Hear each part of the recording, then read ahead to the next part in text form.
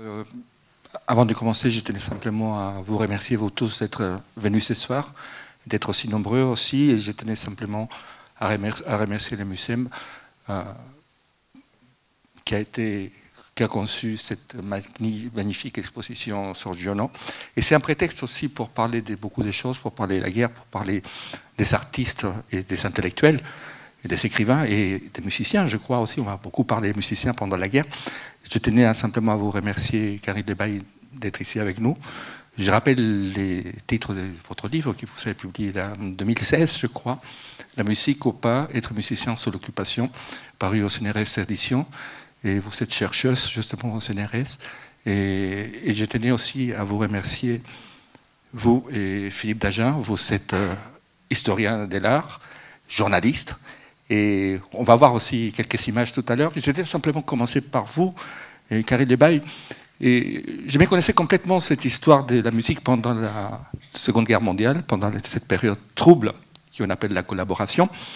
Et une question tout à fait liminaire, c'est un travail des fourmis que vous avez fait, parce que trouver tout ça, trouver tous ces musiciens qui ont, certains ont collaboré et d'autres ont résisté, ça requiert énormément de travail.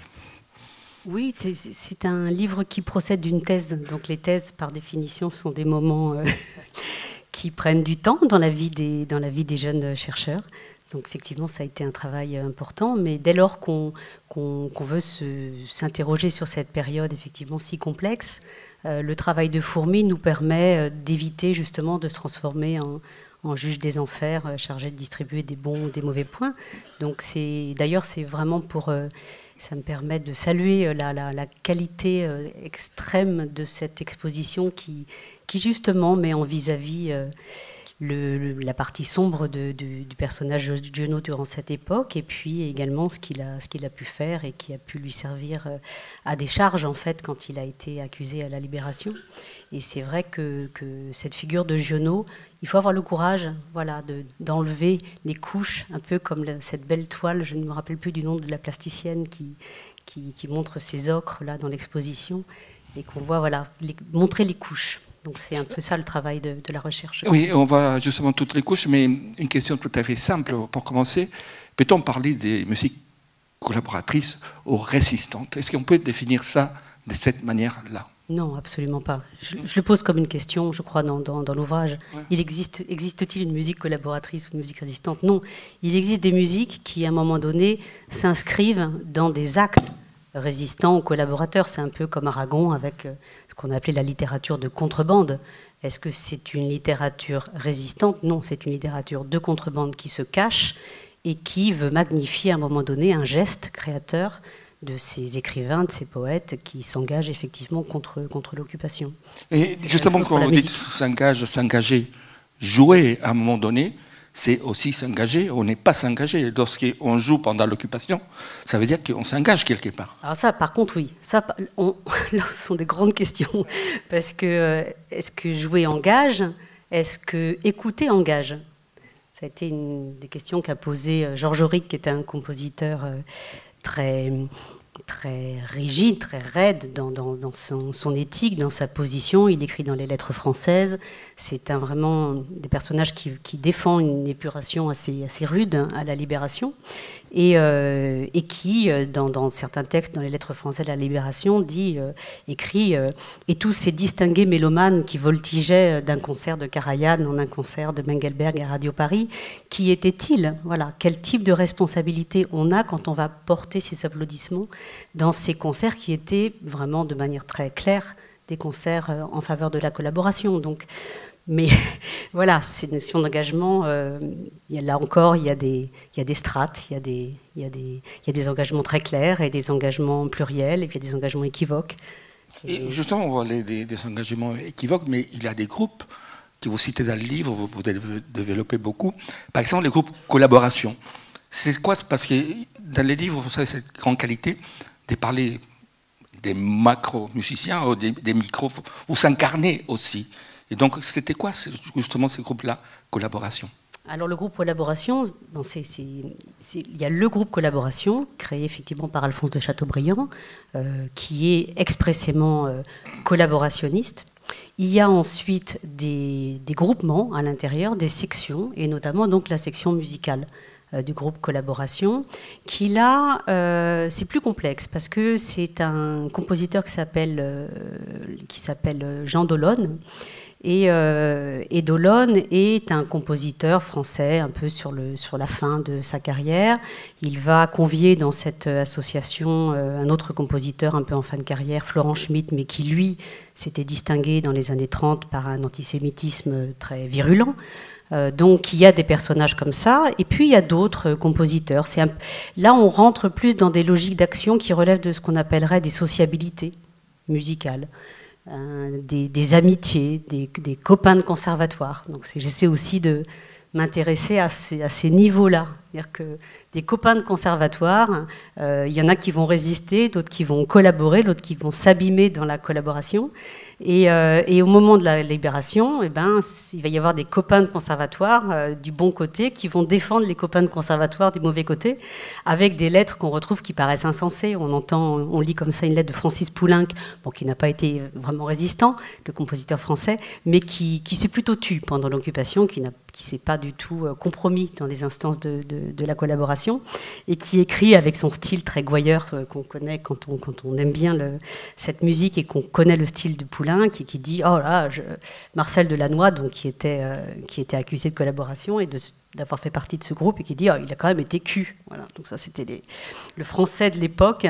Oh, il a exagéré, bon, mais c'est pas grave, il faut qu'on le sorte de là. Et donc tous les compositeurs amis, même Georges Auric, même Claude Delvincourt, qui est vraiment la grande figure de la résistance française dans la musique, va tout faire pour sauver son copain Marcel Delannoy. Et d'ailleurs, vous savez, l'intitulé aussi, c'est pas simplement la musique, mais est-ce que ce groupe social, vous avez parlé tout à l'heure, est-il vraiment différent de celui qui aborde la littérature ou la peinture, par exemple? C'est des gens très différents dans la manière de procéder.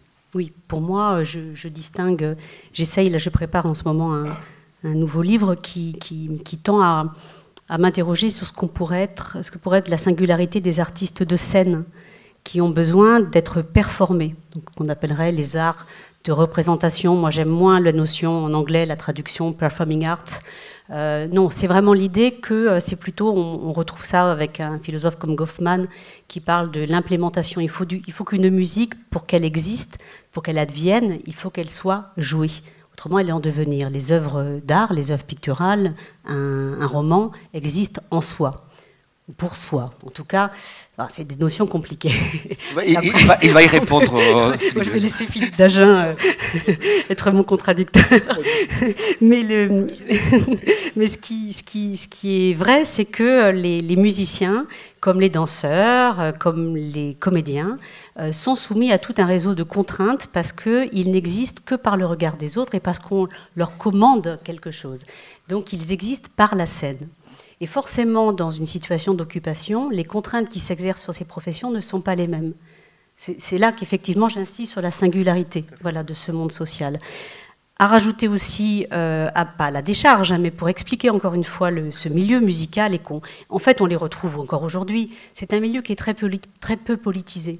C'est un milieu qui rentre, en plus les danseurs comme les musiciens ont des formations très jeunes, donc ils rentrent au conservatoire très jeunes. À cette époque-là, ils ne passaient pas le bac, ils ne faisaient pas d'études évidemment, et ils étaient dans un monde social très clos, soumis à tout ce réseau justement d'amitié, on doit rendre au maître aussi, voilà, donc avec un mandarinat très, très, très puissant. Et quand ils arrivent au moment des années 30, alors qu'on assiste vraiment à une politisation du champ littéraire, parce on écrit avec des mots et on pense avec des mots, les danseurs, les comédiens sont vraiment des êtres très peu politisés. Ça va se voir au moment de l'occupation. Il y a un mot, j'ai un filigrane comme ça important pour moi, c'est le mot discipline. Ces gens-là ont été contraints à une discipline, et justement, ce n'était pas justement cette discipline qui empêchait d'avoir un regard critique par rapport à certaines choses. Je ne sais pas si c'est... Alors oui, on parle du dressage des corps, c'est Marcel Mauss qui parle. Voilà. C'est un régime de discipline et d'obéissance à un ordre établi. On le voit dans la hiérarchie très, très forte qu'il existe dans les orchestres symphoniques, par exemple.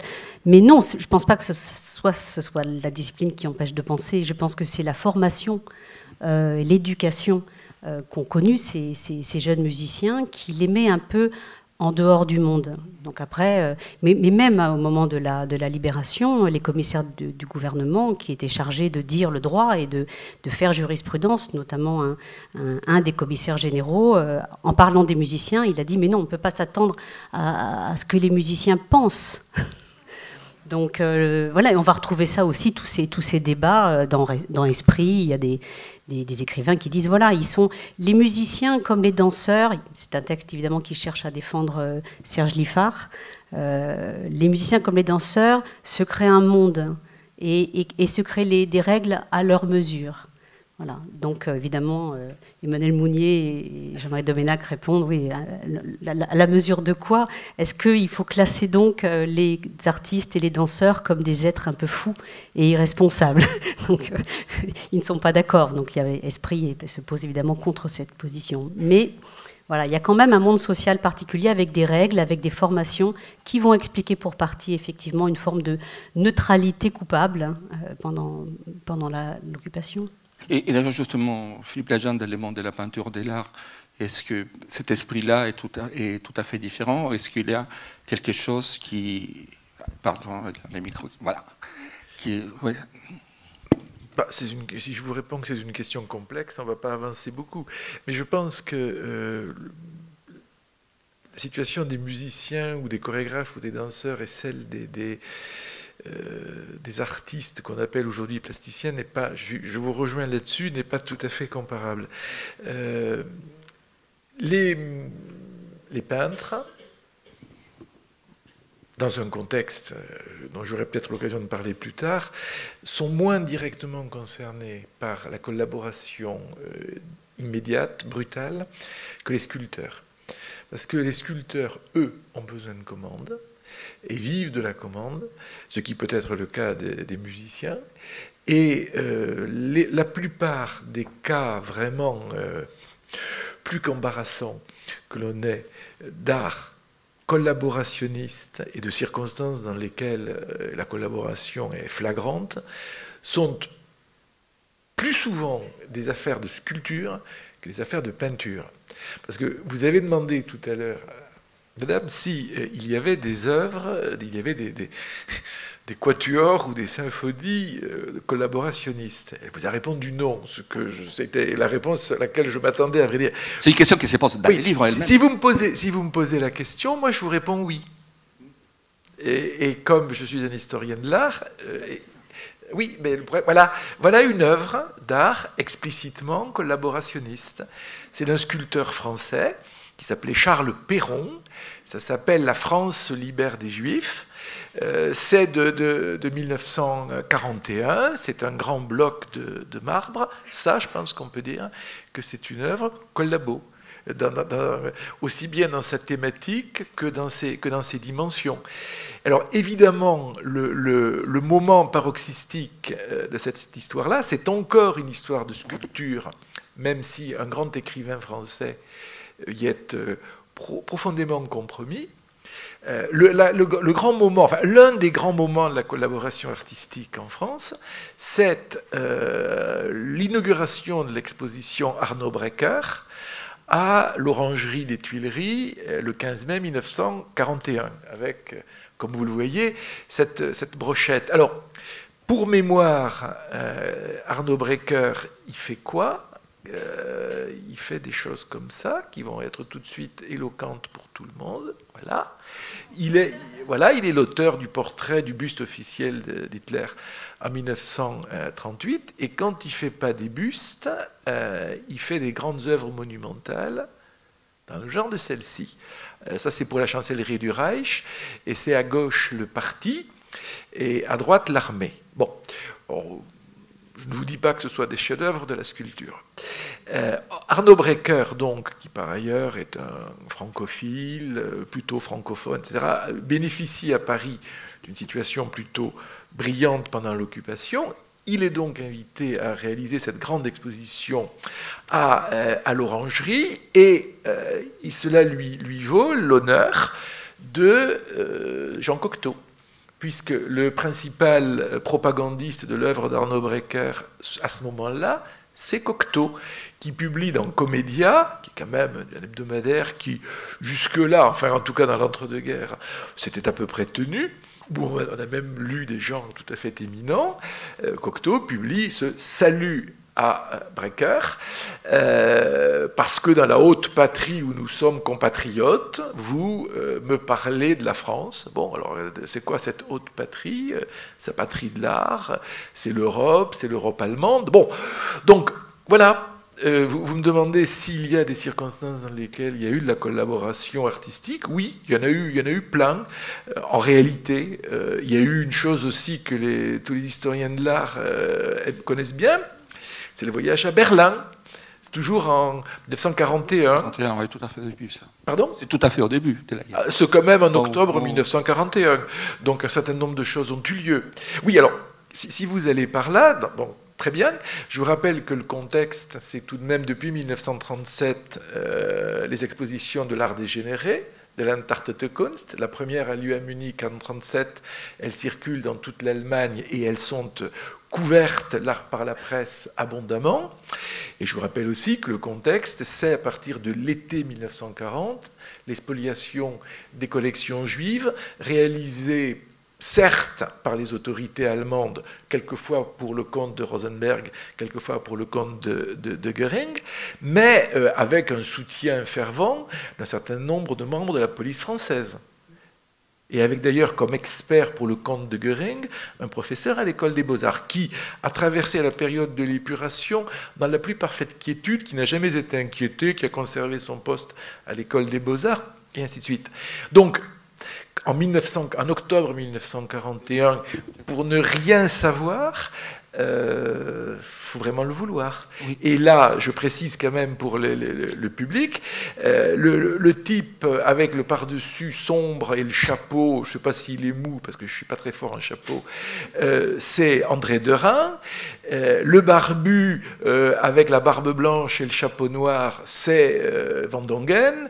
Et il y a quelque part, et derrière eux, il y a Maurice de Vlaminck. Il y a Belmondo aussi qui va. Il y a Belmondo. Alors, effectivement, il y a un petit stock de sculpteurs. Il y a le Belmondo, il y a Landowski, et il y en a un que je pense vous ne connaissez pas, et au fond c'est plutôt bien, qui s'appelle Henri Bouchard. Et Henri Bouchard, c'est un sculpteur qui publie à son retour dans la presse française, dans La Gerbe d'ailleurs, un texte particulièrement heureux dans lequel il dit, je cite de mémoire, si vous voulez, j'ai le verbatim, que la vie des artistes dans le Troisième Reich est une vie rêvée et que ce sont les enfants chéris d'Hitler. Et dans ce bel entraînement, il accepte d'être le président d'une association qui est fondée par Vichy, l'association des artistes français, pour remettre de l'ordre dans l'art. Et si vous voulez, je ne vais pas continuer, on pourra en reparler à l'occasion. Il y a eu jusqu'en 1944, un discours qui nous rappelle plein de choses qu'on entend encore aujourd'hui très fréquemment, que les avant-gardes, c'était des trucs d'apatrides, de juifs, de bolcheviks et de marchands corrompus. Si ça vous rappelle quelque chose, je n'y suis pour rien. Et ce discours-là a été constamment diffusé.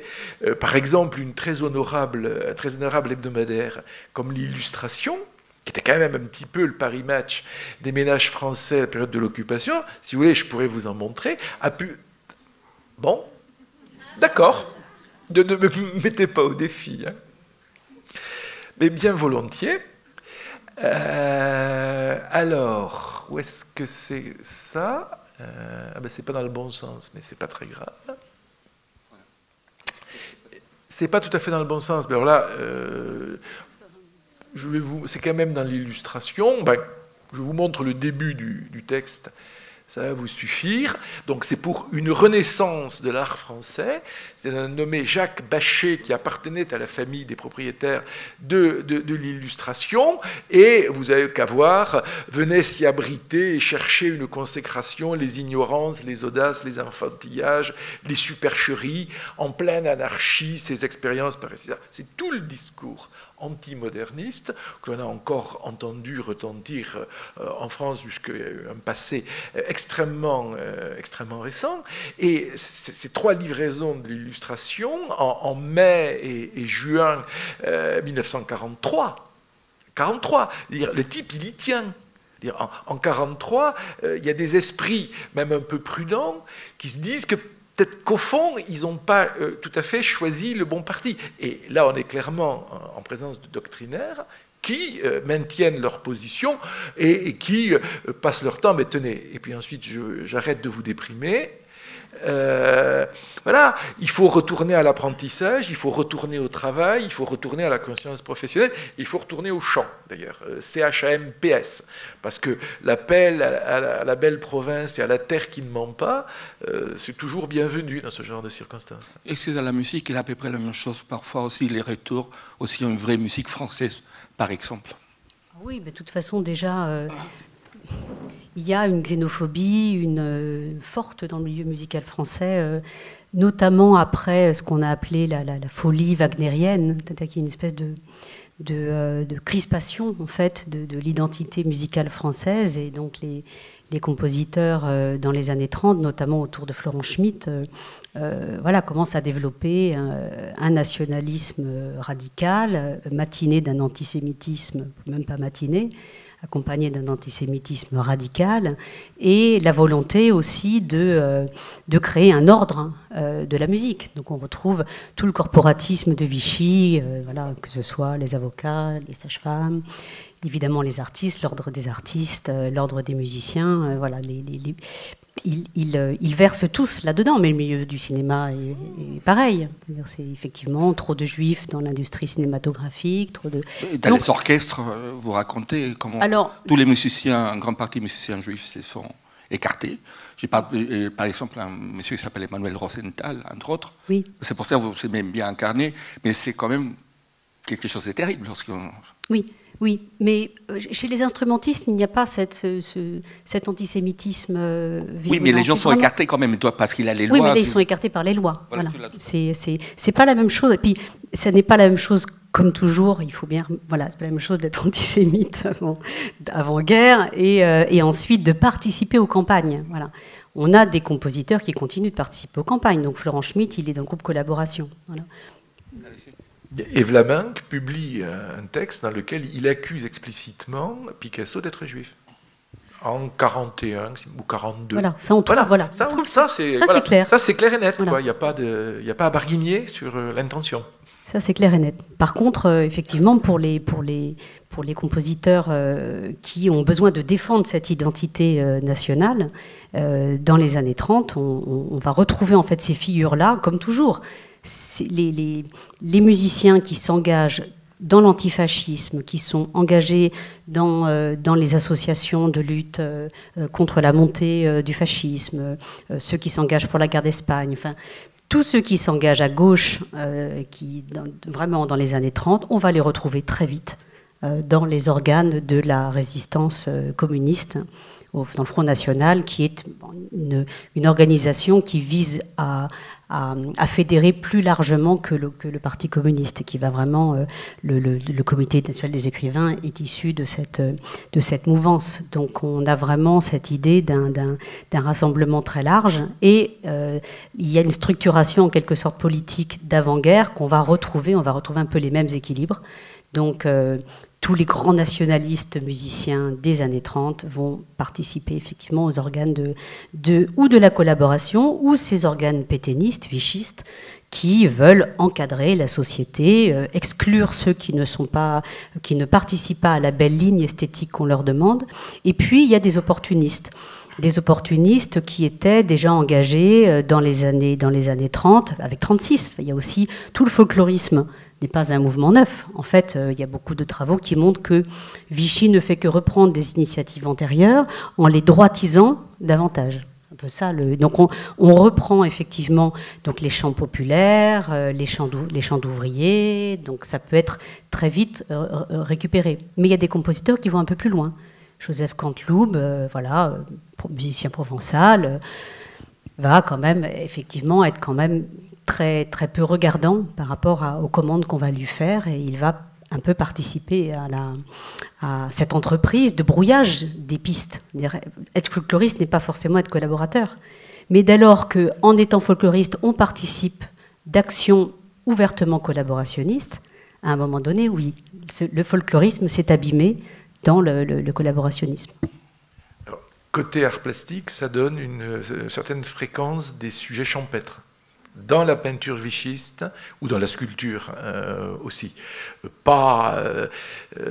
pas majoritaire. Vous savez quelques exemples? Oui, oui. Oui, bien sûr. Vous n'avez qu'à demander. Voilà, le faucheur. Vous êtes prié de ne pas rire. D'Henri Bouchard, donc, qui était du voyage de Berlin, dont je viens de parler précédemment. Alors, c'est d'autant plus curieux que ça, c'est une sculpture en réalité qui est largement antérieure à la période de Vichy.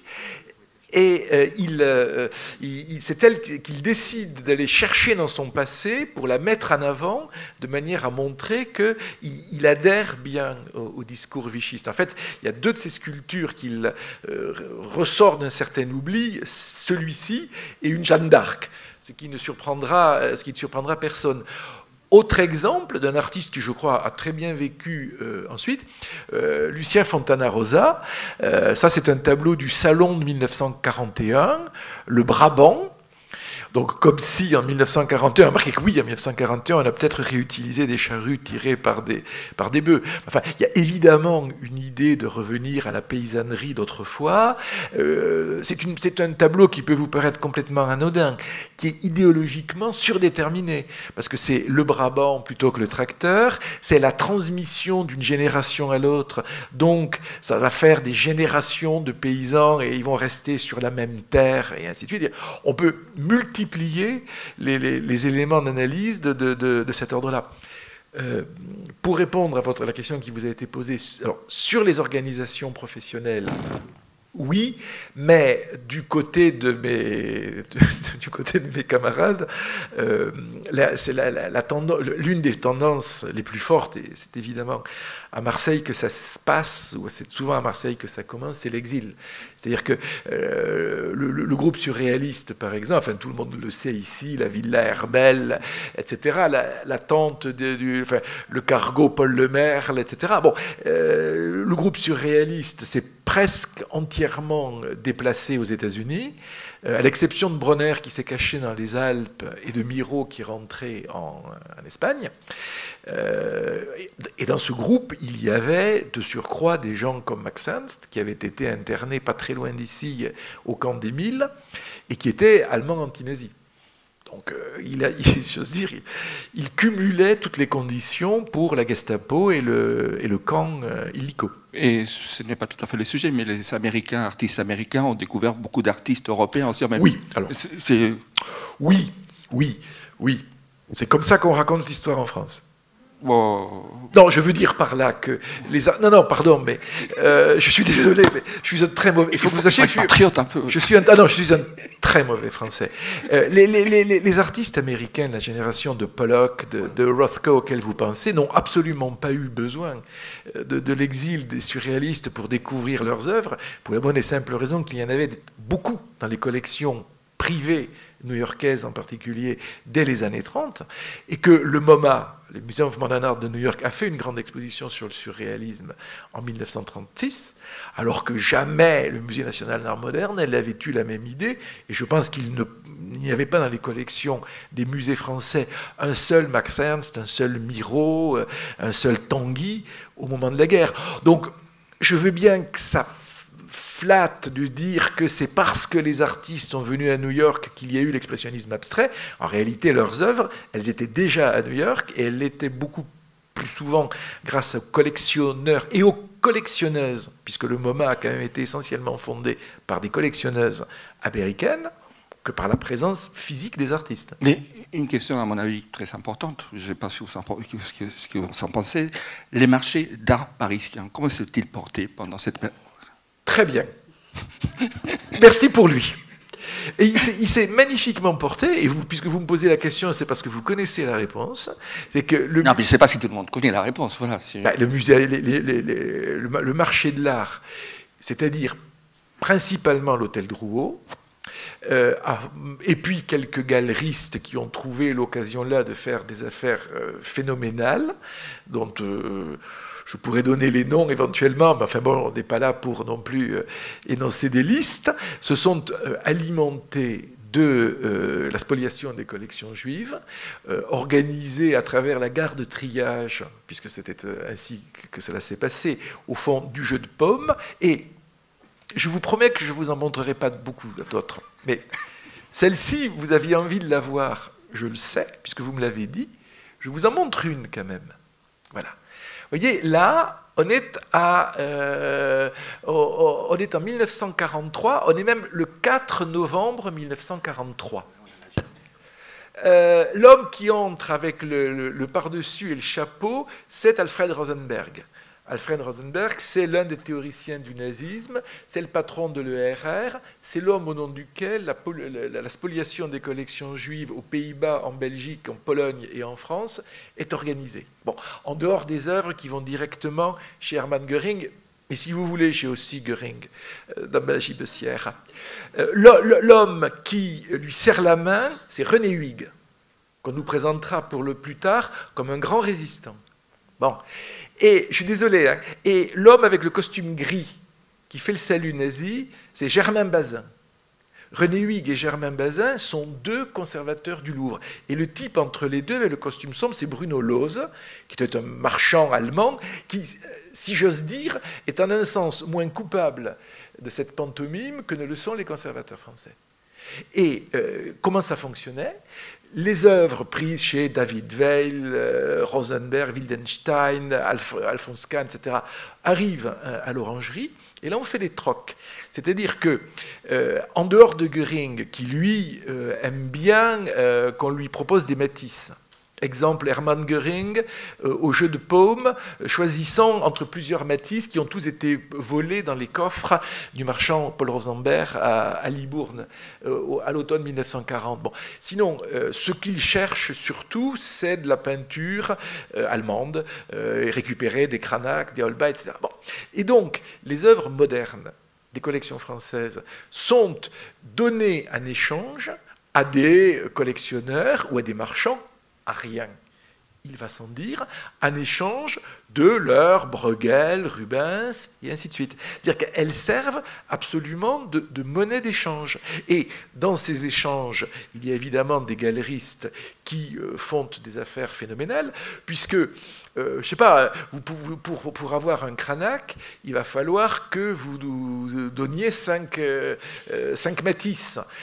Si ce n'est qu'en réalité, au prix du marché, les 5 Matisse valent infiniment plus que le Cranach.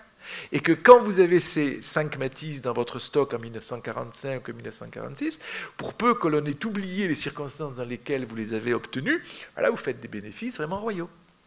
Donc le marché de l'art, à Paris... Qui sont-ils devenus ces gens-là qui faisaient les saluts? Ils sont restés conservateurs au Louvre. René Huyghe a été le grand ponte du musée du Louvre jusqu'aux années 60.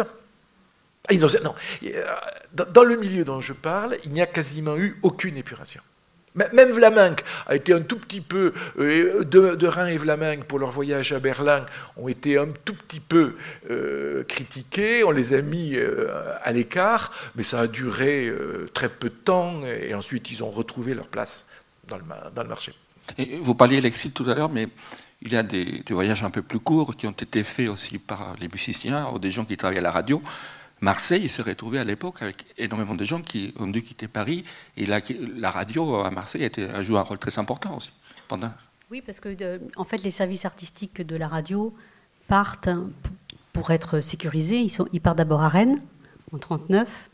Et il débarque à Marseille, effectivement, en 41. Il y a une presse formidable, d'ailleurs. Il avait beaucoup d'artistes et des gens comme ça qui étaient arrivés ici. Mais disons que c'est un pôle, en fait, c'est une espèce de pôle d'attraction, la radio. Les artistes existent au travers de la radio, pour ceux qui n'ont pas de place dans un conservatoire ou à l'opéra ou dans des théâtres de région. Enfin, la radio fait vivre le monde artistique. Les comédiens, les chanteurs, les musiciens, les orchestres de jazz, de variété. C'est des centaines d'artistes qui gravitent autour de la radio. Elle commande des centaines de partitions, le budget des cachets est faramineux dès la fin des années 30. Donc quand la radio se déplace quelque part, il y a un mouvement d'entraînement et on voit les artistes suivre cette instance qui les fait vivre. Donc quand elle arrive à Marseille, parce qu'au départ ils essayent Bordeaux, c'est trop petit, ils essayent Montpellier, c'est trop petit, donc ils jettent leur dévolu sur Marseille. Marseille c'est trop petit aussi, les studios de la Croix-Rainier sont trop petits, donc ils vont affréter pas un paquebot, mais enfin un grand bateau sur les quais pour loger les familles, parce que évidemment les artistes viennent avec leurs familles. Il y a des hôtels réquisitionnés, ils réquisitionnent plusieurs théâtres. Donc la radio s'installe à Marseille, et ce jusqu'en mars 43. Donc il y a, de toute façon, le sud de la France est un lieu où effectivement les artistes qui ont fui Paris au moment de la débâcle, pour beaucoup vont rester avec une très intense vie littéraire. Il y a beaucoup de livres sur toutes les revues de poésie littéraire qui sont là, et les artistes restent sur place. Vous avez dit quelque chose de tout à fait important, parce qu'on ne pense pas au premier abord. Au fait, pour ces artistes et musiciens, c'était compliqué même de résister, parce que c'était leur gagne-pain. Ils vivaient de ça. C'est-à-dire qu'on a... En fait, il faut... moi, en ce moment, je réfléchis à une catégorie, je ne sais pas encore comment je vais la formuler. C'est pour ça qu'on a du mal à juger, on ne peut pas juger. Oui, parce qu'il y a ce qu'on peut appeler les artistes de peu. Ces artistes qui aujourd'hui seraient à la lisière, en fait, parce que c'est toujours important de se poser la question du ici et maintenant. Il y a une hiérarchie importante aussi chez les musiciens. Aussi. Ce seraient des artistes qui n'auraient pas leur droit pour l'intermittence du spectacle en ce moment. Voilà, en fait, c'est ça. Ceux qui vivotent, voilà, ils sont un peu comédiens, ils font un peu travail à côté, ils font quelques petits concerts, mais pas beaucoup. Tous ces artistes-là, vraiment, prennent de plein fouet le départ de la radio, effectivement, dans le sud de la France. Beaucoup de théâtres ferment, donc ils se retrouvent vraiment sans emploi. Et pour cela, d'ailleurs, ça va être noté, le principe de nécessité qui a été invoqué beaucoup à la Libération pour comprendre notamment le travail volontaire en Allemagne, pour comprendre pourquoi des gens...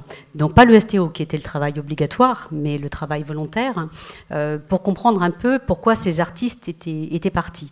On se rend compte aussi qu'il y a des pressions qui sont exercées sur d'autres franges de la population artiste, qui sont les danseurs de cabaret. Tout ce qu'on appelait le Gai Paris, dont les Allemands raffolaient. Donc les humoristes, les mimes, les jongleurs, tout ce qui était souvent des couples d'ailleurs, on va les retrouver dans les dossiers de l'épuration, parce que les Allemands ont fait pression sur eux et les ont obligés à partir en tournée en Allemagne. Mais on se rend compte que les pressions sont quand même objectivement très fortes. Donc autrement, on leur dit de toute façon vous partez quand même. Donc si vous voulez être payé... partez quand même en passant par les instances officielles d'organismes qui les envoient. Donc ces artistes-là n'ont pas le choix. D'autres, on va les retrouver effectivement chez les comédiens essentiellement à travailler dans les émissions de propagande de Radio Paris. On se rend compte quand on fait une analyse assez fine des profils sociologiques de ces artistes qui sont absolument inconnus. Et Radio Paris se radicalise au fur et à mesure que la défaite s'approche. Et en plus, approche. Radio Paris se radicalise. Voilà. Donc voilà. Cette population-là, il faut la regarder en vraiment faisant un gros distinguo par rapport aux stars ou aux grands sociétaires de la comédie française, du théâtre de l'Odéon, qu'on va retrouver également dans les programmes de Radio Paris et qui n'ont absolument pas besoin. Le principe de nécessité tombe. Le soi-disant cordon sanitaire entre les services artistiques et les services de propagande ne tient pas non plus. Donc on retrouve comme ça toutes ces zones grises, toute l'équivoque des attitudes individuelles durant l'occupation dans les dossiers d'épuration. Donc on voit qu'il y a un dossier, justement le dossier Giono qu'on retrouve. Ce sont des documents qui sont absolument... qui vous permettent de rentrer dans la vie de cette époque, qui est vraiment... Il y a la faim, il y a des familles à nourrir, il y a des pères qui sont prisonniers, et donc on se rend compte que pris dans ce réseau serré, là, de ce tissu serré de contraintes, quand il y a des moteurs éthiques très forts, les gens résistent. Mais autrement, tout le monde va travailler là où il y a du boulot. Et Radio Paris, c'est 5000 artistes. En fait, quasiment tout le monde a travaillé à Radio Paris. Il y a peu de gens qui ne prêtent pas leur talent à Radio Paris. Donc c'est compliqué. Et c'est compliqué, mais tout à l'heure, j'ai posé la question concernant les marchands d'art et les négoces de l'art à l'époque. Mais à Paris, la vie culturelle, elle était énorme pendant la guerre. Et même les Allemands reconnaissent. Ils disaient, bien sûr. Donc, on ne s'imagine pas, et vous racontez très bien, cette vie culturelle à Paris, il y a tout à ce moment-là. Oui, alors j'ai entendu des témoignages en écoutant des archives de la radio. Je n'avais pas eu cette clé de lecture d'un compositeur qui dit que pendant l'occupation, d'abord on avait froid, on n'avait pas à manger, on ne pouvait plus faire de dîner, donc toutes les soirées où on invitait, parce que c'est quand même... on voit bien dans la vie des artistes à cette époque, une vie où tout le monde se retrouve, le soir on dîne, on sort, là c'est plus possible. Le théâtre devenait un lieu où l'on pouvait se retrouver. C'était pas tout à fait chauffé, mais au moins on était... voilà. Les cinémas, c'est un lieu où on peut se retrouver sans forcément dîner, mais c'est un lieu de sociabilité essentiel. Donc c'est aussi, je pense, une clé d'explication de cette envie aussi de s'échapper du réel en allant écouter des concerts ou en allant au cinéma. Mais il y a certains qui se sont échappés du réel de manière tout à fait incroyable, des concerts et des musiciens. Et énormément ont joué pour la LVF quand même, et ça, ce n'est pas anodin. Oui, pour tout un ensemble de galas. La Légion des volontaires français contre le bolchevisme, effectivement, voilà, c'est vraiment les volontaires qui partent sur le front. Donc on est vraiment sur une collaboration lourde. C'est ceux après qui vont s'engager dans la Waffen-SS. Donc effectivement, les musiciens qui participent à ces galas, normalement, devraient être marqués du sceau de l'infamie, en quelque sorte, à la libération. Mais là aussi, c'est difficile parce qu'on a quelques grands noms qu'on va retrouver dans les listes des galas et qui vont dire qu'ils étaient invités pour faire un concert de bienfaisance et quand ils sont arrivés, ils ont vu les oriflammes nazis, ils n'ont pas compris, mais c'était trop tard. Voilà, donc, et c'était des grands naïfs, au fait. Voilà, mais on peut moins comprendre ces arguments-là pour des artistes connus. Ça, c'est vrai. Et en fait, on avait pendant la résistance, les artistes résistants et le milieu résistant avaient vraiment décidé qu'il y aurait un principe, une espèce de barème des fautes et que le vedettariat agirait comme une circonstance aggravante. Ça ressemble à l'argument de Gaulle quand il refuse de gracier Brasillac. Il dit que le talent est un titre de responsabilité. Donc c'est ce qu'on trouve dans les mémoires de Gaulle. Le talent a-t-il été un titre de responsabilité pour les musiciens ? Non. On voit très clairement que ça n'a pas été un marqueur pour un peu rendre les peines plus sévères. Et ça aurait été quelque chose qui aurait peut-être permis d'avoir une lecture plus claire et ensuite des représentations collectives plus nettes de cette épuration artistique. Donc on dit qu'elle a été effectivement très clémente. Oui, vous en parlez de l'épuration, on va revenir tout à l'heure. Mais vous voulez montrer quelque chose, je crois, non ? Non, non, bah, je veux regarder comme ça. Non, c'était la LVF. Voilà, les LVF, voilà, c'était ça. Oui. Si vous voulez. Ah oui, mais ça doit être un peu petite. Ça, oui, ça, c'est le Grand Palais, où déjà on utilisait la nef pour faire des expositions. C'est une exposition qui s'appelle La Vie nouvelle. Il y a eu 2 grandes expositions de propagande, dont celle-là. Et elle était, la photographie montre un contingent de la LVF qui va visiter l'exposition. Alors, je l'avais sélectionné parce que le commissaire à cette exposition, qui s'appelait Henri de Lédin, était le rédacteur politique de l'Illustration, dont je vous ai montré à l'instant les images et le discours. Et puisque vous parlez d'épuration, Henri de Lédin, il est passé à Sigmaringen. Il a réussi à passer probablement par la Suisse jusqu'à Rome, où il n'a jamais été inquiété par la suite. Il est même devenu collaborateur régulier de l'Osservatore Romano, le quotidien du Vatican. Et il est mort dans son lit à Rome dans les années 70. Donc il est resté toujours collaborateur quelque part. Absolument. Voilà. Je vous laisse la responsabilité de cette assimilation. Oui, et d'ailleurs, vous avez parlé tout à l'heure de la création artistique à Paris. En France, il y a beaucoup des grands peintres, comme par exemple Bonnard ou Matisse, sont restés tranquillement dans leurs ateliers aussi. Oui, enfin, ils ont eu peut-être... Bon, Matisse a été malade. Matisse, à un certain âge aussi. Oui, mais ça, bon. Matisse, il a été surtout, en 1941, il est opéré à Lyon d'un cancer de l'intestin, dont il va survivre d'ailleurs, mais qui évidemment affecte beaucoup sa capacité. Sa fille et son épouse, elles font partie du réseau de résistance, et sa fille échappera au dernier train vers l'Allemagne. C'était des trains politiques. C'était Buchenwald plutôt que Treblinka. Enfin bon, c'était pas non plus. Bonnard est resté au Canet et a toujours refusé toute espèce de tentation, parce que évidemment qu'on est venu vers lui en lui disant mais c'est un grand peintre français, etc. Et il y en a un deuxième qui a été encore davantage sollicité et qui a obstinément refusé d'exposer pendant la période de la guerre, c'est Braque. Alors évidemment, quand vous regardez les œuvres de Braque ou de Bonnard ou de Matisse pendant la période de l'occupation, ça ne se voit pas. Bonnard, il fait des paysages du Canet, et Braque, il peint des natures mortes. Donc, si vous vous en tenez à la surface de leur œuvre, vous pourriez penser qu'ils ont juste vécu. Le mot de Sieyès, j'ai vécu. Ce n'est pas tout à fait vrai. Ils se sont obstinément refusés à répondre à des sollicitations, parce que si Braque avait voulu suivre le voyage à Berlin, on lui aurait trouvé un compartiment. Mais précisément, il ne l'a pas voulu. Donc il y a des refus qui valent, au fond, une forme de résistance. C'est un peu les silences de la mer, quoi. Si vous voulez. Et il y a aussi un aspect important. On a plein de choses dont on ne va pas parler, mais il y a beaucoup d'artistes qui aussi ont été enfermés dans des camps. En France, dans les camps d'Émile, dans les camps de Gurs. Oui. Aussi, c'est quelque chose qu'on aborde très rarement aussi.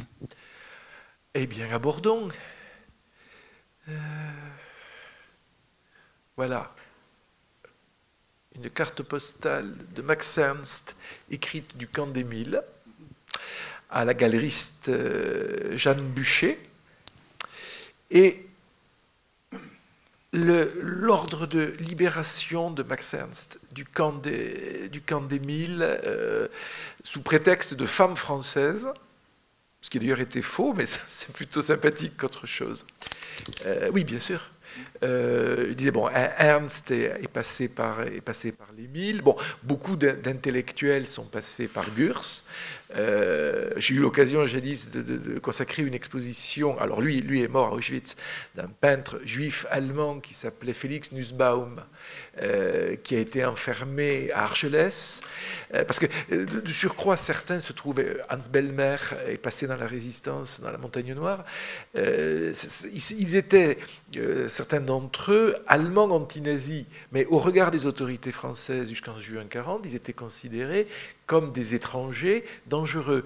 Et parce qu'allemands, parce que de naissance allemande. Et ce qui est un paradoxe, c'est que quand, par exemple, Max Ernst arrive à New York, Il est toujours citoyen allemand, et là, il s'attendait à ce que les choses se passent bien. Les choses se passent très mal. Il est immédiatement arrêté. Les officiers du FBI qui montent à bord du navire, ils demandent les papiers allemands, crac. C'est tout de suite internement, et il faudra plusieurs semaines avant qu'aux yeux du FBI, Max Ernst soit lavé de tout soupçon d'être un espion à la solde du Troisième Reich.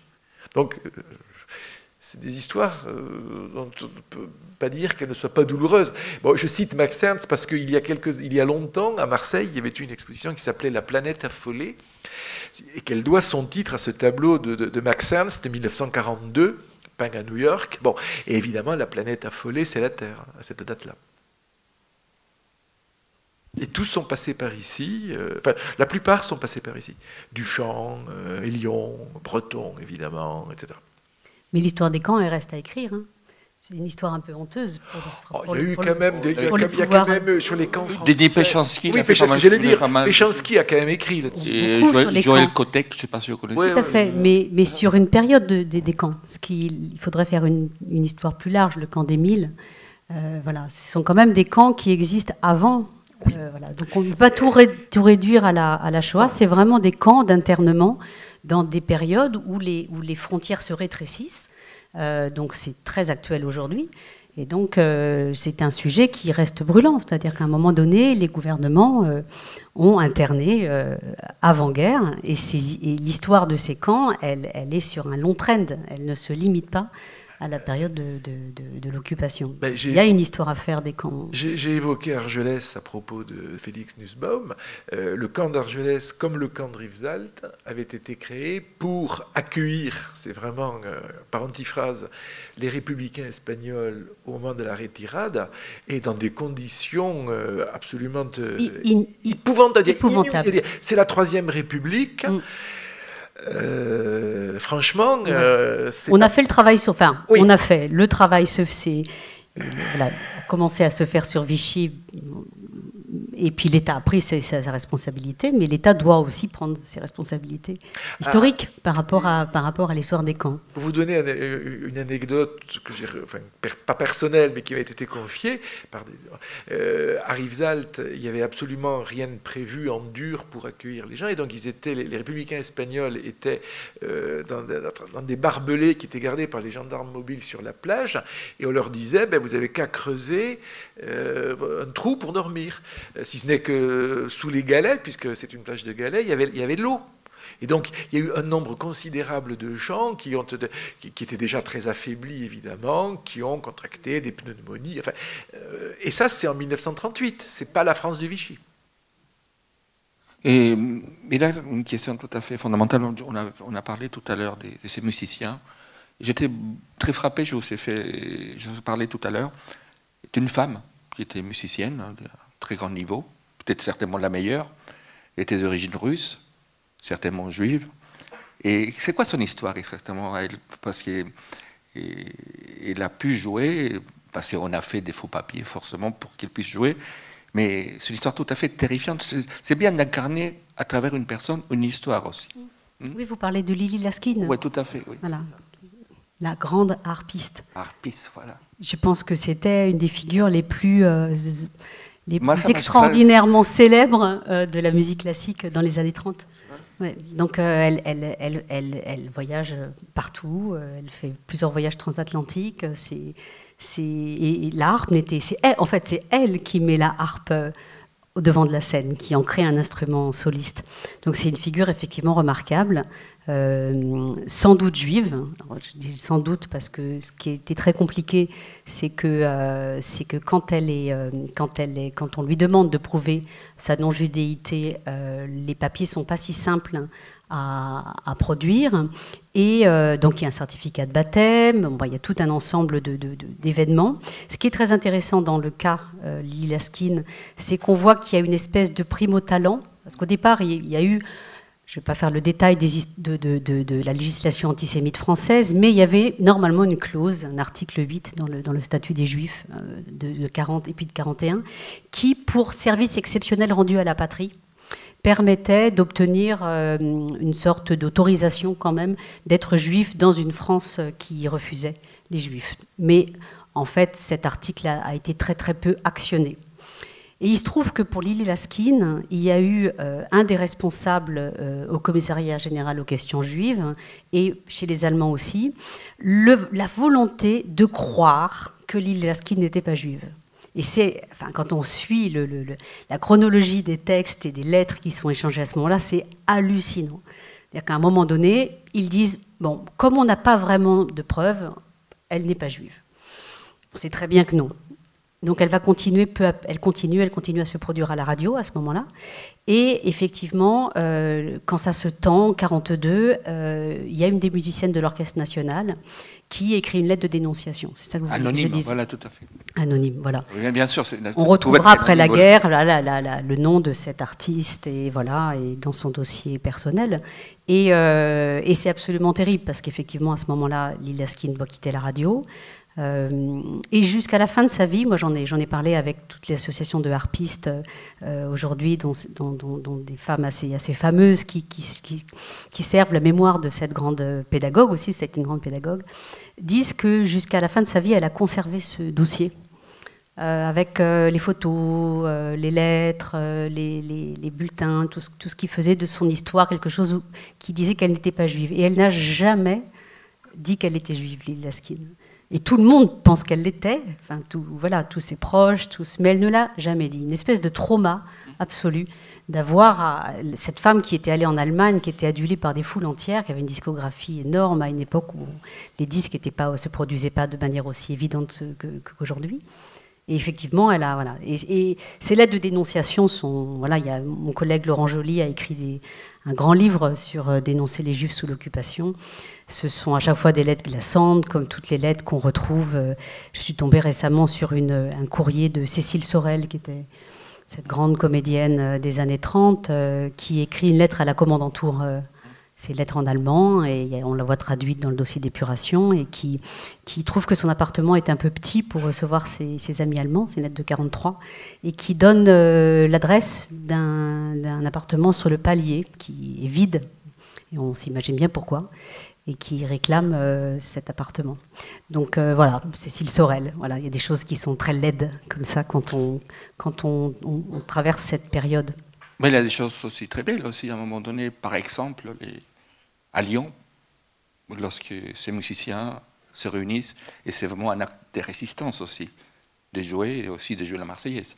Oui, ce sont ces petits gestes de résistance, de désobéissance civile, comme on dit, qui ont participé d'un terreau, quelque chose qui a permis aussi à la grande histoire, à la grande résistance, de s'armer, parce que les populations ont été sensibilisées aussi par ces petits actes qui, s'additionnant, devenaient des actes importants. Et il se trouve que ce concert, effectivement, à Lyon, où Paul Paré, qui était un grand chef d'orchestre, a fait chanter la Marseillaise, a marqué les esprits. Mais il y a plein d'histoires de désobéissance quand des étudiants achètent tous les billets d'un concert de la Philharmonie de Berlin pour que les salles soient vides.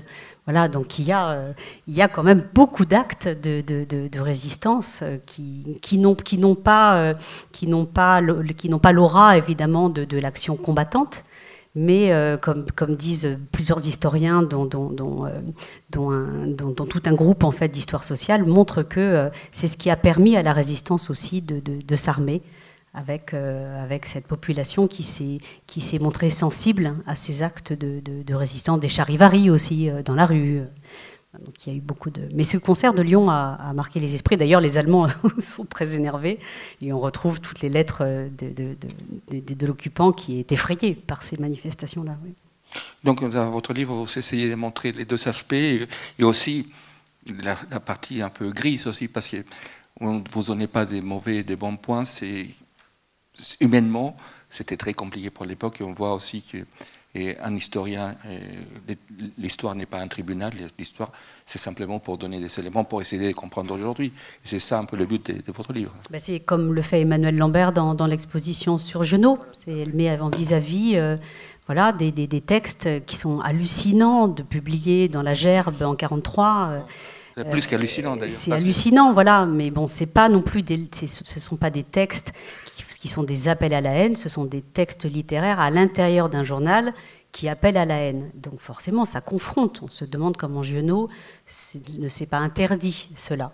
Mais à côté de ça, dans le secret de sa vie personnelle, on sait aussi qu'il a soutenu des résistants. Donc cette zone grise, et puis au milieu de l'exposition, ça je trouve d'un point de vue scénographique, c'est extraordinaire, il y a le journal de Giono, donc le lieu où la personnalité sombre de Giono se déverse, quitte à effectivement à verser aussi dans une forme de nihilisme effrayant quand il parle de la condition juive qui ne l'intéresse pas, par exemple. Donc voilà, c'est à chaque fois basculer d'une... Et puis on est nous-mêmes traversés, je pense que c'est pareil, quand vous voyez ce genre de tableau, on est traversé aussi par la colère, on se pose des questions éthiques, donc parfois, moi, la lettre de Cécile Sorel, je peux vous dire que j'étais effrayée, quoi. Mais donc elle, j'ai pas envie de l'excuser. Par exemple, quand vous dites qu'on donne pas de bons points, bah, oui, non, Sorel. Oui, mais c'est écrit, c'est dit, mais chacun s'est fait son idée. Et justement, il a une question, moi, qui me taraude depuis toujours, comment se fait-il qu'en France de l'occupation, les dignitaires nazis, et, par exemple, détestaient ce qui s'appelait l'art dégénéré, mais ça ne les gênait pas de les prendre, ils gardaient les tableaux et d'en faire commerce aussi. Bon, en faire commerce, je dis, on peut faire commerce de tout. Mais ils pouvaient les garder parfaitement, ils ne les détruisaient pas, ni rien. Vous savez, il y a dans un musée, je ne sais plus où il est déposé, peut-être au Centre Pompidou à l'heure actuelle, un petit Matisse qui a été retrouvé, qui est un MNR, évidemment, donc Musées Nationaux Récupération, c'est le nom de code qui désigne dans les musées français. Parce que j'aurais dû peut-être le dire, les œuvres d'art qui ont été retrouvées après la défaite de l'Allemagne dans les stocks, les caches aménagés par le régime et qui étaient de provenance française. Qui avaient des étiquettes au dos qui permettaient de savoir, puisque cette spoliation était faite avec des normes administratives impeccables. Et donc, ça nous a... Franchement, là, je vois que vous avez le petit bouquin qu'on a fait avec Emmanuel Pollack. C'est sûr que les archives, que la manie archivistique de la technocratie nazie nous a beaucoup servi. Bon, j'en reviens à ce petit Matisse. Ce Matisse qui s'appelle Matin rose à Ajaccio, je crois, il a été retrouvé dans les bagages d'un officier SS, dont le nom ne me revient pas à l'instant, dont la fonction était de gérer l'alimentation en gaz Zyklon B, les chambres à gaz, les chambres d'extermination. Donc vous pouvez être à la fois un amateur de Matisse et faire en sorte que l'industrie de l'extermination fonctionne bien. Moi, je suis surtout frappé par les contradictions. Je ne sais pas si c'est là pour le coup nos situations sont, enfin nos sujets, nos disciplines sont absolument comparables. Il y a eu longtemps dans la manière de raconter l'histoire de l'art du XXe siècle et des avant-gardes en particulier une sorte de sous-entendu que l'on ne remettait pas en cause. C'est-à-dire qu'un artiste qui était d'avant-garde ou qui, à un certain moment, avait incarné une action ou un geste révolutionnaire, plastiquement, était supposé être révolutionnaire idéologiquement. C'est faux.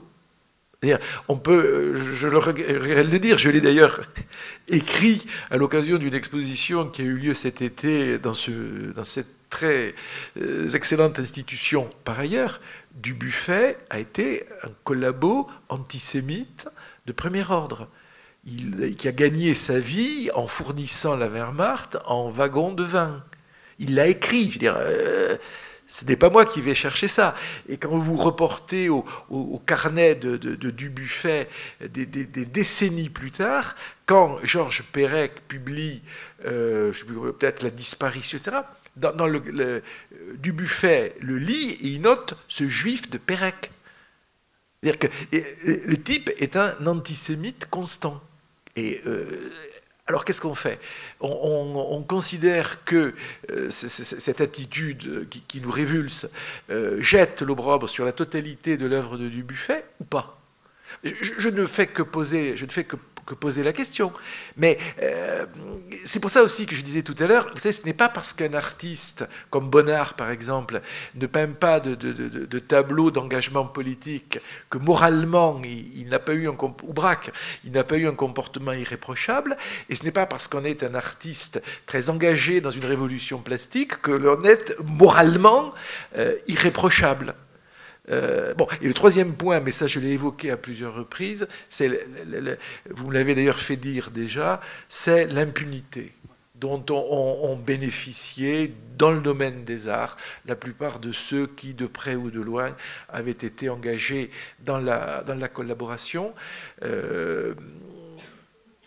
Et qui ont, somme toute, très bien vécu. Leur fortune critique aujourd'hui est probablement un petit peu plus agitée, un petit peu plus secouée, mais ils sont morts avant d'en avoir subi les circonstances. Mais bon. Moi, j'ai un peu pondéré cette vision qu'on avait pour la scène, encore une fois, pour les artistes de scène, parce qu'on s'est dit, oui, effectivement, les cours de justice, l'épuration judiciaire a été quand même assez clémente à l'endroit des artistes, hormis les intellectuels, les journalistes, les écrivains. Mais en fait, on se rend compte que quand on regarde, moi j'engage un travail où je vais dans toutes les cours de justice en région départementale, par rapport à celles de Paris, les résultats ne sont pas les mêmes. Et on se rend compte que les cours de justice en région, d'ailleurs c'est comme par hasard le cas emblématique de Germaine Lubin, cette grande cantatrice qui était l'égérie de Hitler. Germaine Lubin, elle est blanchie à Paris, à la cour de justice de la Seine. Et en fait, elle est condamnée à Orléans pour une sombre histoire d'employés qu'elle aurait maltraités, dont un qu'elle aurait dénoncé. Il y a aussi le fait qu'elle reçoit ses amis allemands, donc il y a tous les fantasmes aussi des petites villes. Donc on retrouve ça aussi dans beaucoup d'autres situations similaires. Et donc elle est condamnée à 20 ans d'indignité nationale. Elle repasse ensuite à Paris. Là, sa peine est commuée. Elle repasse à 5 ans, mais c'est quand même 5 ans. Et en fait, quand Germaine Lubin revient sur scène, elle a perdu sa voix. Donc ça, c'est le cas de Germaine Lubin. Les textes qui rendent compte de son dernier concert à 50 ans sont absolument pathétiques. Et il y a comme ça toute une brochette d'artistes qui ont connu un arrêt, comme les écrivains, 2 ans pour Giono. Mais 2 ans pour un artiste de scène, c'est rédhibitoire. Même pour des artistes installés. Donc il y a, comme ça, quand on regarde individuellement les cas de nombreux comédiens, chanteurs lyriques, danseurs des troupes de l'occupation, leur carrière s'est arrêtée. On ne les retrouvera plus jamais sous les sunlights. Et ça montre que même une épuration clémente, en fait, il faut la regarder toujours avec une lecture sociologique, où on se dit certains champs sociaux vont être évidemment plus sévèrement en fait, touchés par l'épuration que d'autres. Alors du coup, moi j'ai une question à vous poser. C'est une vraie question, parce que dans mon champ, à partir du printemps 1944, et à plus forte raison à l'hiver 1944-1945, l'adhésion au Parti communiste français devient une merveilleuse savonnette, si j'ose dire. On est au PCF, et donc on devient irréprochable, y compris quand on a un dossier long comme le bras.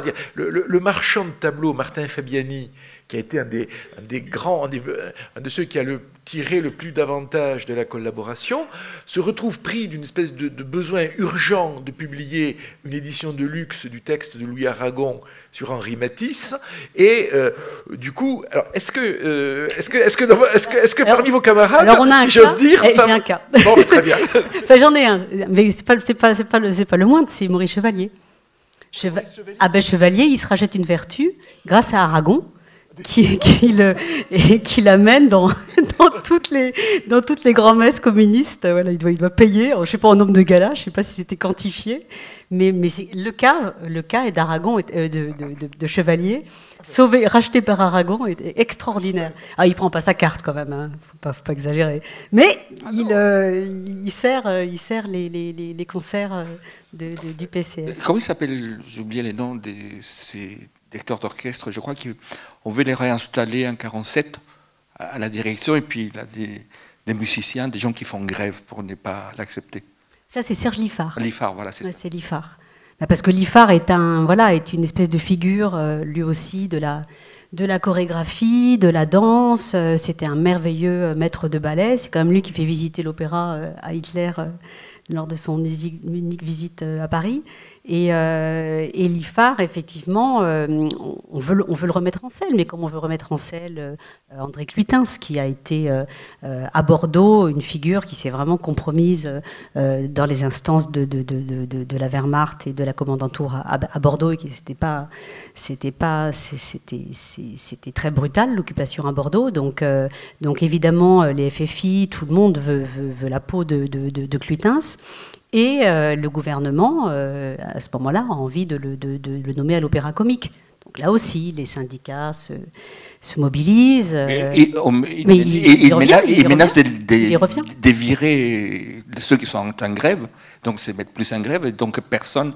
Donc il est oui, à un moment donné, oui, le directeur des Arts et Lettres, et le directeur de l'Opéra menace de renvoyer tous ceux qui font grève. Donc à un moment donné, ça s'éteint. Mais pour autant, Liffard partira à Monte-Carlo. Il n'arrivera pas à revenir quand même à l'Opéra de Paris directement. Et il y a une autre question, comment est-ce que les artistes, justement, juste après-guerre, vont d'une manière ou d'une autre commémorer et justement cette période-là, c'est ce qui ça existait où? Ça c'est une question, alors là, extrêmement délicate. D'abord, la première chose à dire, c'est qu'il y a eu, au retour des camps, quelques, peu nombreux, mais il y a eu des publications de dessins qui avaient été réalisés par des déportés, des politiques, hein, évidemment, je vais vous en montrer. Non, vous n'avez pas fait exprès, je n'ai pas dit que vous voulez. Alors, attendez, mais j'ai plus de...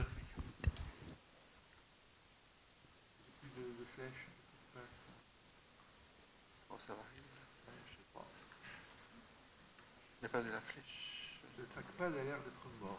Bon, peu importe, tant pis, vous ne verrez pas. Donc, la flèche est revenue. Ben non.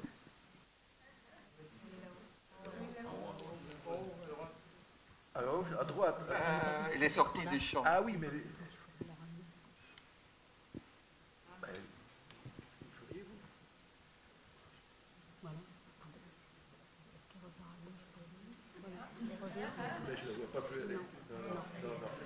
Donc, peu importe. Donc, il y a eu je voulais vous montrer la couverture d'un ouvrage d'un déporté politique qui s'appelait Léon Delarbre, qui était un résistant alsacien qui a réussi à dessiner, à sauver des dessins.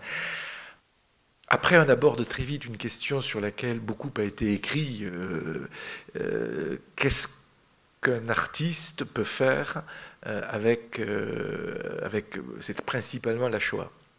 Et donc, très peu s'y sont mesurés, s'y sont risqués. Il y a Picasso, évidemment, qui peint. Ça, c'est quand même dommage que je ne puisse pas, pour une raison technique, vous le montrer. Le tableau qui s'appelle Le Charnier. Mais il faut forcer de constater que Ah, voilà. Je vous attendais. C'est notre sauveur. Alors, c'est quoi exactement? J'ai plus de... voilà. Okay. Parfait. C'est la souris. Merci. Merci beaucoup. Donc, voilà Léon Delarbre. Donc ça a été publié à Paris en 1945. Et ça, ce sont des recueils de dessins un peu comme ça, là. Voilà. Ça, c'est des pendus au camp de Dora. Et il y a une quarantaine d'images, enfin de reproductions de cet ordre-là. Et puis donc, disais-je, le cas un peu particulier du Charnier de Picasso, qui est une toile de l'hiver 1944-1945, dans laquelle il est évident, ne serait-ce qu'à cause du titre et de l'idée d'une famille renversée, enfin exterminée, renversée. On y a vu, et sans doute à très juste titre, une sorte de réplique du Guernica. Guernica, c'est les victimes du nazisme pendant la guerre d'Espagne, et le Charnier, c'est les victimes du nazisme pendant la Seconde Guerre mondiale. Mais c'est vraiment très minoritaire. Et puisque je vous parle de Picasso, je dois quand même vous rappeler que Picasso avait toujours refusé de participer au salon, que ce soit celui du Salon des Indépendants ou du Salon d'automne, qui structurait quand même la vie artistique parisienne depuis le début, depuis la fin du XIXe siècle. Et en octobre 1944, Picasso, à titre exceptionnel, a accepté de participer au salon d'octobre, au salon d'automne, puisque c'était le salon de la Résistance. Bien.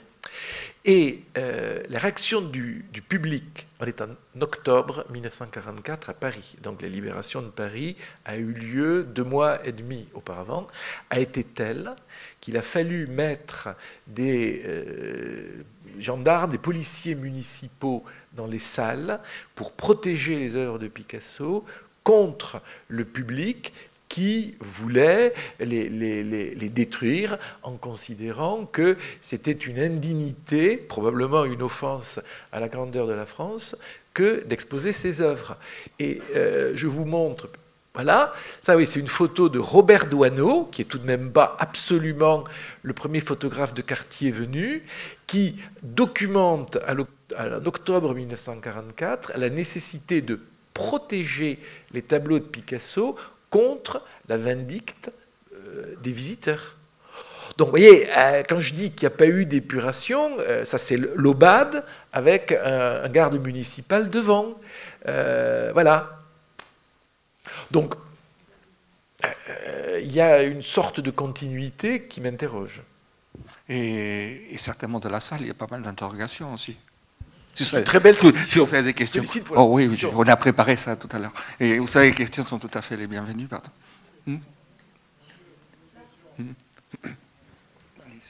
Il a un micro qui arrive. Mais... Moi, je voudrais parler de la police, comme vous avez dit.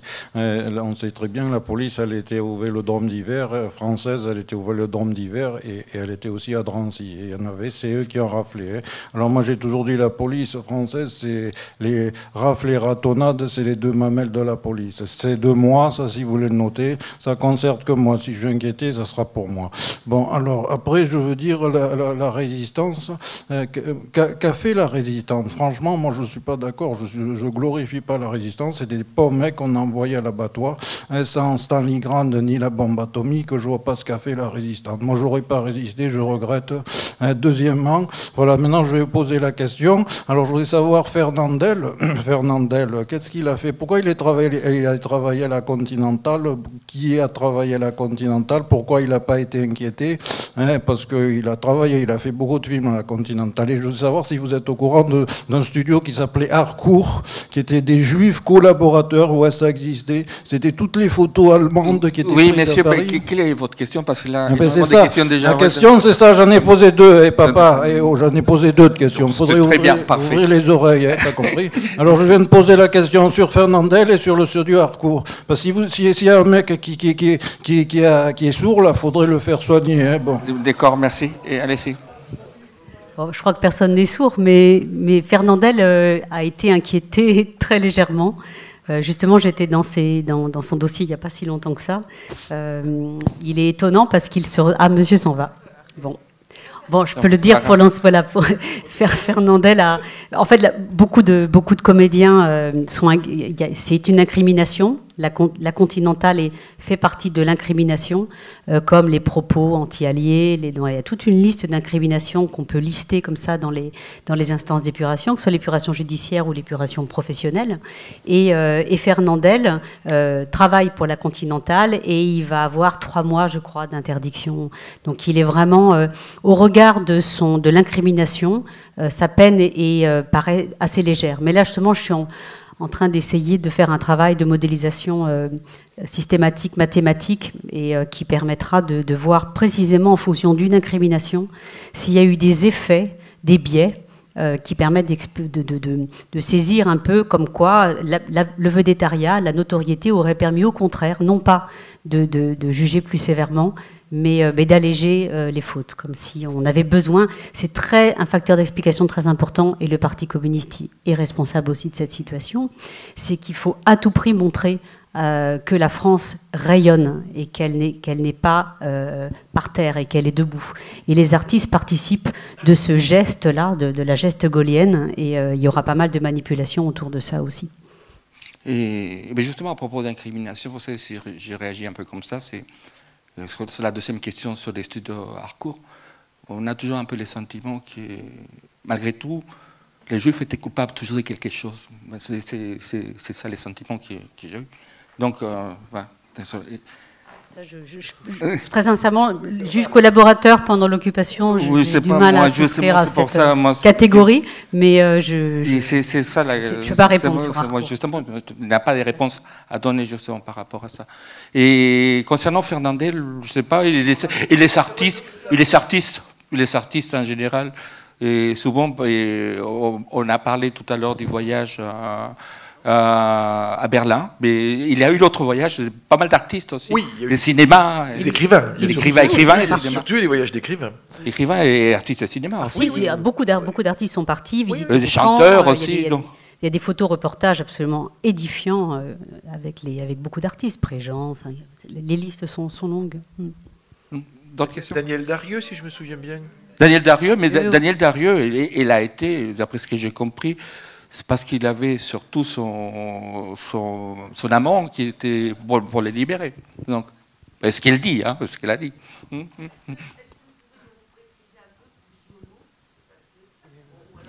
Il aura plein de rencontres sur Giono.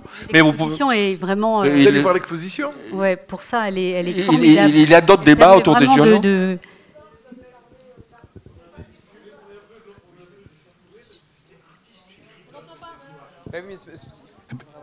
Mais écrivain, il aura d'autres débats, écrivain. Non, c'est un peu tard pour.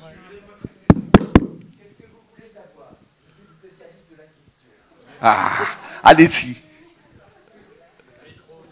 Il y avait un. Putain, bordel. Quel bordel. Je lisais le catalogue, j'ai tout détaillé. Je suis le conseiller scientifique de l'exposition et le président des Amis de Jean Giono. Qu'est-ce qui s'est passé? En fait, ce qu'on sait aujourd'hui, c'est que l'emprisonnement de Giono en 1944 est très déconnecté de son inscription sur la liste noire des écrivains. L'emprisonnement a été une manière de lui sauver la vie, comme ça a été le cas de beaucoup de notables en province, en l'enfermant dans un camp de séjour surveillé. Et ses amis de la résistance, parce que les responsables de la résistance des Basses-Alpes et sont restés ses amis après la guerre, ce qui prouve qu'il n'y en avait pas grand-chose à lui reprocher, qui l'ont, en lui promettant aucune inculpation, il n'a jamais été inculpé de quoi que ce soit, de le mettre à l'abri. Et si après on lui a demandé de résider ailleurs que dans la ville, c'était simplement parce qu'il y risquait sa peau. À Manosque, on voulait sa peau. C'est ce qu'il a mis en scène dans le Hussard sur le toit. Bon, alors ça, c'est les circonstances de l'arrestation de 1944. Alors, ce qu'il a fait pendant la guerre, alors d'un côté, il a signé en 1940 avec la Gerbe contre un chèque de 20 000 € pour donner un texte qu'il n'a produit, qui était déjà écrit, mais qui ne leur a donné que 2 ans plus tard, et qui était un texte littéraire écrit en 1938, Les Deux Cavaliers de l'Orage. Il a été encensé par la Gerbe tout de suite, parce qu'il y avait des anciens contadouriens qui étaient passés du côté de la collaboration qui l'ont encensé. Il a été mitraillé moralement par Brasillac pendant toute la guerre. Donc il a été l'autre journal grand, Je suis partout. Et il a, il n'a jamais su résister. En fait, c'est une question d'image et de presse, cette image de collaborateur. Il n'a jamais écrit une ligne en faveur ni de l'occupant, ni de Vichy. Et il a été sollicité immédiatement par Vichy dès juillet 1940 pour devenir, je cite, il écrit ça dans une lettre à sa maîtresse, le chantre de la mystique du retour à la terre. Et il dit, je ne le ferai pas. Et de même que après son voyage à Paris en 1942, il écrit, on dit que je suis allé à Paris pour flatter l'occupant. En fait, c'était un voyage clandestin, d'amoureux. Alors, il s'est laissé porter par sa vanité, par son orgueil, et il s'est laissé flatter, et il s'est laissé photographier très complaisamment, contrairement à ce qu'il a dit. Là-dessus, je suis très clair. Giono s'est laissé embarquer dans la communication, dans la presse collaborationniste et la presse allemande. Parce que, pour lui, c'était, de toute façon, c'était des gens comme les autres et qu'il fallait qu'il vende ses livres et qu'il fasse sa pub. Et c'est ce qui lui a été le plus reproché, c'était de se laisser photographier dans Signal. À Manosque, la Gerbe, personne ne l'avait lu, je crois, donc personne ne lui a reproché.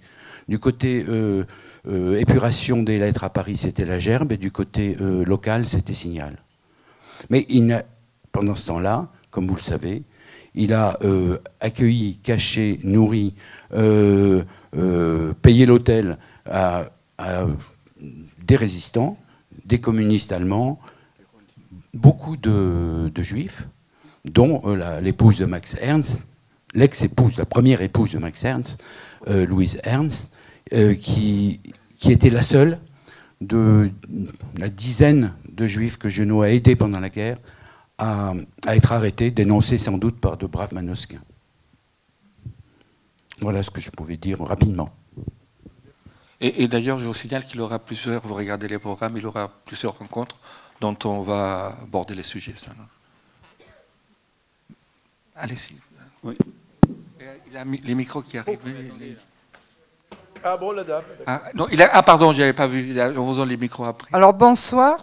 Voilà, ça tombe bien que, bon, je ne sais pas votre nom, mais enfin, le commissaire, disons, de l'organisation de Giono, et préciser du moins pas mal de choses qui sont vraies, bien entendu, je ne discute pas ça.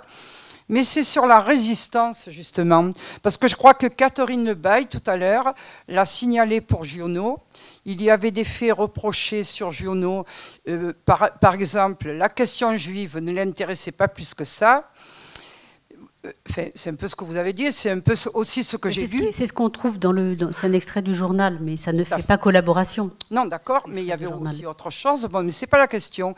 Mais par exemple, vous avez souligné que, par ailleurs, comme un bon point, quoi, qu'il avait caché, aidé des résistants. Et moi, j'ai lu quand même pas mal d'articles, bon, sur le net, quoi, disons, hein, sur des sites. Oui, mais sur des sites quand même qui étaient assez, disons. Bon, il faut faire attention je n'en sais rien. Justement, c'est pas trop prouvé que par rapport à tout ce qu'il aurait fait pour pas collaborer, mais enfin pour être d'accord. Alors dans ces cas-là, je pense que ce sera intéressant pour vous d'aller voir l'exposition. Parce qu'il y a quand il y a des lettres signées. Je suis refroidie, justement. Voilà, quand il y a des lettres signées qui sont versées à des dossiers de justice, et là on a les lettres, elles sont très explicites, elles sont très précises.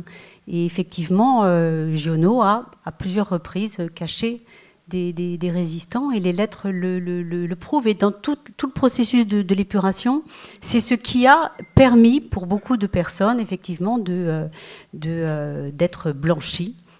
Parce qu'ils avaient pu prouver des actes de résistance, c'était considéré comme des circonstances atténuantes à leur geste. En justice, il y a la notion de circonstance atténuante est importante. Excusez-moi, j'avais une question, je suis en haut là. Ah, pardon, ça fait 10 minutes que j'attends. D'accord, pardon, excusez-moi. Allez-y. Le titre de la table ronde, il y a écrivain avec un S à la fin. Donc on parle de Giono, je sais bien qu'il y a une exposition Giono, c'est très intéressant, mais je m'étonnais juste que sur cette thématique, par exemple, ne soit pas évoqué le nom de Louis-Ferdinand Céline, par exemple. Oui, il a Brasiliac, il a Rebatté, il a plein de gens dont on n'a pas parlé non plus. Non, je sais bien que vous n'avez pas le temps en une heure, mais c'est quand même une figure majeure de quelqu'un de collaborationniste, et je pense qu'on peut séparer la personne de l'œuvre. C'est aussi un des plus grands écrivains qu'il y a jamais eu au monde. Mais en fait, pour tout vous dire, cette table ronde en fait devait aussi être accompagnée d'un chercheur, d'une chercheuse qui aurait parlé plus spécifiquement. Nous ne sommes pas des spécialistes, ni Philippe Dagen ni moi-même, de la question littéraire. Là aussi, je pense elle appelle des discours solides, informés, argumentés, parce que la question de Céline, c'est du lourd, là aussi. Donc, je pense que le titre a pu effectivement vous induire un peu en erreur, mais on espère quand même qu'on a réussi. Mais le vrai titre est artiste et musicien pendant la Seconde Guerre mondiale. Et c'est un beau titre. Voilà, et si si ça vous a permis déjà de vous éclairer sur ces deux champs qui sont aussi importants que le champ littéraire, on sera bien content. Ceci étant, il me semble avoir fait allusion à Cocteau, Oui. qui s'en est très bien sorti, et qui d'ailleurs a fait partie de ces écrivains qui sont passés par le PCF pour se retrouver, si j'ose dire, une virginité. Par ailleurs, je pense, mais je n'ai pas des éléments tout à fait... Je pense qu'il y a quelqu'un sur le rôle duquel il faudra qu'un jour on travaille vraiment, qui est Pollan, qui a incriminé et discriminé à tire-larigot. Bon, je ne sais pas de quelle autorité morale, mais précisément, comme je ne le sais pas, je me borne à poser la question. Vous avez donné pas mal d'épices de nouveaux livres aussi, faites ce soir, hein, tous les deux, hein, donc des nouvelles de recherche. Oui, bien sûr. Et allez-y. Bonsoir. Oui, merci, bonsoir. Bonsoir, et je vais peut-être être un tout petit peu hors sujet. Pas grave. Si ce n'est quand même que je tiens... D'abord, bonsoir, monsieur Dagen. Je ne sais pas si vous vous souvenez, on a mangé en tête à tête Olivier Bernex. Voilà.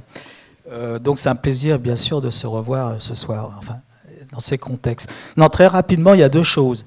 D'abord, oui, tout le monde n'est pas cité. J'ai pensé beaucoup à Hartung pendant tous ces récits. Et puis aussi pour la musique, c'est pas très clair avec l'IRCAM, Boulez, on ne sait pas trop ce qu'il y a eu. Enfin, j'ai eu des échos, mais je n'en sais pas plus. Il est né en 1925, Boulez, donc l'IRCAM a été fondé en 1974. J'entends bien, mais son passé n'est pas clair. C'est un gamin pendant l'occupation, Boulez. Il y a une thèse qui a été soutenue très récemment sur le jeune Boulez, justement. Ouais. Bon, enfin ça c'est parce que j'avais c'est très clair qu'il n'y a rien. Alors, autant pour moi, mon information n'était pas bonne. Pour arriver à l'essentiel, je vais oser un parallèle. On a parlé de jeux tout à l'heure, en début. Oui, des enjeux s'engagent, je dirais, pour notre époque actuelle, où on est dans un certain obscurantisme et déclin. Je voudrais quand même profiter de la visite de Philippe Dagen pour refaire le point 20 ans plus tard. Il y a une forme, je dirais, d'épuration artistique. Moi, je la vis comme ça. Alors que vous, je vous sais très bien, très pluraliste dans vos choix, dans vos articles, dans vos critiques. Mais la globalisation mondiale... Attendez, Olivier Bernex, c'est pas du tout le sujet, là. Non, mais je viens à l'essentiel. Non, mais... Pardon. Soyez gentil. Si vous avez une question à poser sur le débat, posez-la. Mais, voilà. Vous savez un texte là. Alors, le seul retour possible lié à ce qu'on a été dit, c'est qu'il y a effectivement un retour au chant aujourd'hui et une histoire de l'art qui, elle, non, c'est même pas. Enfin, oui. Alors, on est forcément réactionnaire comme on pouvait l'être. Ah oui, non, je voulais parler... Et si on peut vous répondre, parce qu'on ne peut pas... Non, je voulais justement revenir aux deux premières guerres mondiales, au dadaïsme et au surréalisme, qui a quand même causé toute cette aventure de l'art moderne et qui aujourd'hui vit des situations très, très, très oppressantes. Voilà. Merci beaucoup. Je sais pas si vous... Oui, enfin, je pensais avoir été clair, peut-être pas. Quand j'ai tiré l'attention sur le fait qu'il y avait un certain nombre de thèmes qui demeuraient tout à fait vivants, le retour au métier, le retour à la tradition, etc., je pouvais avoir à l'esprit un certain nombre d'auteurs vivants, contemporains, très, très, très estimés, et qui pensent dans des termes relativement identiques à ceux que j'ai cités là. Oui, mais je pense qu'il y a en France une opposition traditionnaliste extrêmement durable et difficile à renverser. Et d'ailleurs, tout à l'heure, pardonnez-moi, on va conclure par là, vous avez parlé de Céline, mais de l'autre côté, on aurait pu parler aussi des Dénos, de René Char, des Camus, des gens comme ça aussi qui ont résisté aussi. Donc, on a plein de gens qu'on n'a pas cités. Et aussi, ces débats sont prétexte aussi à des lectures. Je recommande aussi vivement la lecture de ces livres. La musique au pas, être musicien sur l'occupation. Et Carrie Lebaille, merci beaucoup d'être venu. Et ici, on pourrait citer beaucoup de livres pour vous aussi. Philippe Dagen, mais ce petit livre s'appelle Les Carnets de Rose Valland, que vous avez coécrit avec Emmanuel Pollack. Et aussi, je vous recommande de lire. C'est un très beau catalogue, et fait par les Muséums sur Giono, publié par Gallimard. avec le MUSEM. Merci beaucoup à vous tous et je vous invite aussi à toutes les prochaines conférences. Merci. Merci à vous.